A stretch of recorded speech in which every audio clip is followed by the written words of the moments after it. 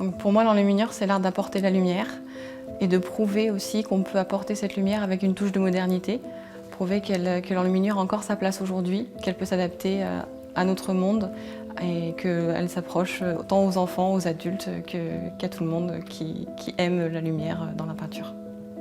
Ce que j'aime dans l'enluminure, c'est que oui, il y a 10 siècles d'histoire où on se sert de ces 10 siècles. Certaines personnes font vraiment de la copie d'enluminure en recherchant les pigments. Moi, ce que j'aime, c'est la sortir de son cadre, essayer un peu de dépoussiérer l'image qu'on en a et de rendre un côté un peu moderne de l'enluminure. C'est ce que j'apprécie et c'est mon travail. Donc, toujours avoir les mêmes techniques, les mêmes recettes, les mêmes choses, essayer de se rapprocher de leur métier, mais s'adapter à notre monde aujourd'hui, à notre monde moderne.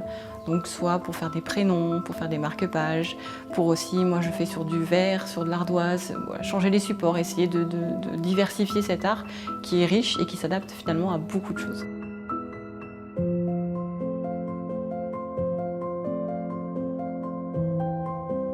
Alors il faut être très rigoureux, c'est un temps qui est très long. Par exemple pour réaliser une œuvre comme celle-ci, donc sur une pleine page en A3, on est à peu près sur 200 heures de travail. Mon manuscrit que j'ai réalisé, ça a été 2200 heures, donc 1 an et demi de travail acharné, à répéter. Il faut être très rigoureux pour vraiment maîtriser le geste, il faut être patient. Il faut aimer la lumière, il faut aimer les couleurs, il faut aimer travailler avec des pigments naturels, avec que des choses, des recettes ancestrales, de la feuille d'or. Voilà, faut aimer tout ce milieu assez moyenâgeux.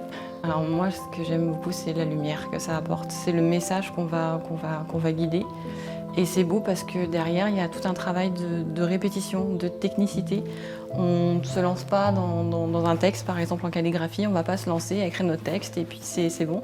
On va le travailler 6 fois s'il le faut pour qu'il soit bien réglé, pour qu'il soit parfait visuellement, qu'il n'y ait pas de lettres orphelines, qu'il n'y ait pas de choses qui ne soient pas visuellement qui choquent.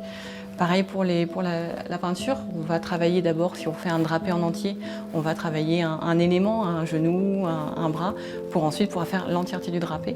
Ce qui est vraiment beau dans l'enluminure, c'est ça.